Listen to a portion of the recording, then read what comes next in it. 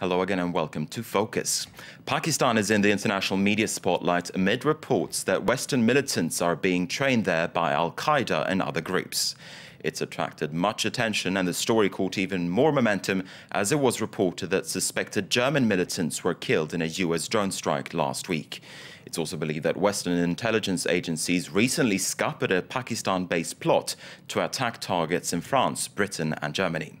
But what attracts a Western national to travel to Pakistan's tribal belt, and how worried should Western authorities and populations actually be about this development? In a moment, we'll take a closer look at those issues, but first we'll play you this report from our team in Pakistan. They went to a Quranic school in Karachi that's considered by some as a breeding ground for would-be militants.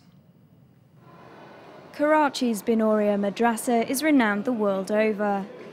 Young Muslims from Europe and elsewhere come here to receive ultra-conservative Islamic instruction. 3,000 students of 25 different nationalities between the age of 8 and 21 live here. Their days are spent studying the Quran's verses. Students come here from all around the world, even the United States.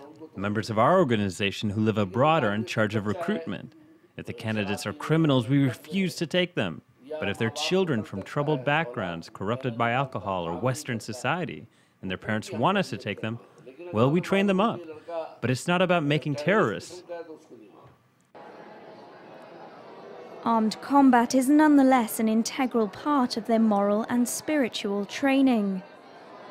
On the Binoria Madrasa's official website, Jihad and the fight against Western influence are promoted openly. Infidels corrupt our children with their movies, their music, and through the internet. Our enemies' children are trained to use weapons. Why shouldn't we teach our children to use Kalashnikovs? We were not authorized to meet with the British, American and French citizens who study here, but the head of the madrasa assures us that it operates transparently. We give any information concerning our students to Western consulates. It turns out that this measure concerns only a minority of the students. If the student also holds a Pakistani passport, he's free to go anywhere unmonitored. The UK's Deputy High Commissioner in Pakistan refuses to believe dual citizens pose a potential threat. The envoy prefers to use more diplomatic language. I do think they can be ambassadors, or at least a point of contact between us and Pakistan. I think they help in mutual understanding of each other's countries. The fact that they travel backwards and forth, that there's some sharing of culture, of perspective, is helpful to both the UK and to Pakistan. Nasir Mahmood is an architect. Born in Pakistan, he has been working in London for the past 20 years. He's British, Pakistani and a practicing Muslim. For him, the dual citizenship is not the issue. We follow only one book, which is Holy Quran. In the complete book, if they can find also one script which mention or which give you that sort of direction to do any harm to other people, and that is something you will never find, especially toward, if you look at suicide bombers, they cannot be Muslim, because in Islam this is absolutely haram, which is absolutely forbidden. Tonight, Nasir Mahmood will land in London. He's one of 500,000 dual citizens of the UK and Pakistan to make the trip each year. He'll go through immigration as a British citizen, hoping he can prove wrong those who view him suspiciously. Joining us now for more is Jonathan S. Paris. He's from King's College London, where he specialises in studying radical movements and how they attract followers. Thank you very much, Mr. Paris, for speaking to us today here at France 24. Let me first ask you this. How worried should European authorities be about Western nationals travelling to Pakistan and perhaps attending the kind of madrasas that we just saw in this report? Well, I think Western authorities need to be concerned.